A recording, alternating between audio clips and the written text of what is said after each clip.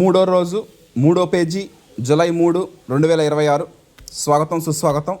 ఈరోజు మూడో పేజీ గురించి తెలుసుకోవడం జరుగుతుంది. ప్రకృతి వ్యవసాయం, సివిఆర్ పద్ధతిలో వరి సాగు, నా అనుభవాలు. మీ ప్రకృతి రత్న, ఉత్తమ రైతు అవార్డు గ్రహీత, రైస్ మిల్లర్ పుస్తక రచయిత హర్షత్ విహార్, టీం పటేల్ నగర్ గ్రామం, విడలూరు మండలం, శ్రీ పొట్టి శ్రీరాములు, నెల్లూరు జిల్లా, ఆంధ్రప్రదేశ్. Cell number 7095795348. నిన్న ఇవన్నీ తెలుసుకోవడం జరిగింది. అంకితం శ్రీ వేటగిరి మీనాక్షి గారు. జన్మనిచ్చిన కన్నతల్లి స్వర్గీయ వేటగిరి మీనాక్షి గారు. కన్నతల్లి ప్రేమకు మరణం లేదు, హృదయంలో శాశ్వతంగా కొలువై ఉంటుంది కడ వరకు. నానమ్మ తాతయ్యల గురించి తెలుసుకోవడం జరిగింది. ముందు మాట గురించి కూడా తెలుసుకోవడం జరిగింది. నిన్న దేవళ్ళ శివకోటారెడ్డి గారి గురించి తెలుసుకోవడం జరిగింది. ఈ రోజున మూడో పేజీ హేమలత గారు, Narayana Reddipeta branch post master madam గారి గురించి తెలుసుకోవడం జరుగుతుంది. అది 2021 సంవత్సరం. నేను నారాయణ రెడ్డిపేట పోస్టల్ డిపార్ట్మెంట్ పనిచేసే రోజు, సెంట్రల్ గవర్నమెంట్ అది. ఒకరోజు విధి నిర్వహణలో డ్యూటీకి వెళ్ళే దారిలో, అంటే వినాయక చవితి ఆ టైంలో, అది వినాయక చవితి అయిన 10వ రోజు 8వ రోజు దారిలో యాక్సిడెంట్, అంటే నా ఎడమ చెయ్యి ఫ్రాక్చర్ అయింది. డాక్టర్ గారు 3 నెలలు రెస్ట్ తీసుకోమన్నారు. 3 నెలలు రెస్ట్ తీసుకోమన్నారు. అలాగే చేశాను.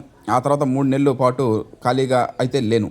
ప్రతిరోజు కూడా ప్రకృతి వ్యవసాయం గురించి ఇంటర్నెట్లో చూడడం, రికార్డింగ్ ఆర్టికల్స్ అవన్నీ చూడడం, గూగుల్లో, వాటిల్లో, యూట్యూబ్లో, ఫేస్బుక్, ఇన్స్టాగ్రామ్, యూట్యూబ్లో అన్నీ చూడడం, సివిఆర్ మెథడ్ ఫార్మింగ్ గురించి ప్రతి అణువను క్షుణ్ణంగా చూడడం జరిగింది. అదే నాకు ఆ 3 నెలల సమయం పట్టింది. ఆ 3 నెలలు పూర్తయినాయి. నేను కూడా కోలుకున్నాను. మళ్ళీ ఉద్యోగంలో చేరే అవకాశం వచ్చింది. మొదటి రోజు వెళ్ళడం, హేమలత గారు బీపీఎం కష్టాన్ని చూసి, నానా నువ్వు ఈ ఉద్యోగం కన్నా వేరే ఏదైనా, మీకు పొలాలు ఉన్నాయి కాబట్టి ప్రకృతి వ్యవసాయం చేయి నాన్న అని చెప్పడం, ప్రకృతి వ్యవసాయం రాణించాలని. అప్పుడు నాకు సివిఆర్ మెథడ్ ఫార్మింగ్ అంటే ఏమిటో అప్పుడప్పుడే మనకు అర్థమైంది. ఎందుకంటే ఆ 3 నెలల పాటు రెస్ట్ తీసుకున్నాం కాబట్టి అందులో విజయాలు సాధించాలని నాకు హితోపదేశం చేయడం జరిగింది. నాకు కూడా అదే ధర్మ మార్గం అని అనుకొని ఉద్యోగం మానేయడం జరిగింది. ఆ రోజే తీసుకున్న నిర్ణయం. మొదటి రోజు పోయాను, ఆ రోజు చేసిన డ్యూటీ, తర్వాత వచ్చేసాను. ఆ తర్వాత సివిఆర్ పద్ధతిలో వరి సాగు నేను సర్వం సిద్ధమయ్యాను. అందుకు ఒక బలమైన టీం మెంబర్స్ని ఏర్పరచుకోవాలని మా ఊర్లో వాళ్ళనే టీం మెంబర్స్గా రెడీ చేసుకున్నాను. ఇక అక్కడి నుంచి వెనక్కి తిరిగిన చూసిన సందర్భం అయితే లేదు.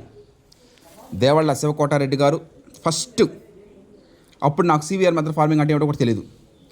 ఈయన చెప్పిన తర్వాత నేను అప్పుడు సెర్చ్ చేయడం, ఆ తర్వాత యాక్సిడెంట్ అవ్వడం, యాక్సిడెంట్ అయిన తర్వాత 3 నెలలు రెస్ట్ తీసుకోవడం, ఆ 3 నెలల పాటు సివిఆర్ మెథడ్ ఫార్మింగ్ గురించి అణువు తెలుసుకోవడం జరిగింది.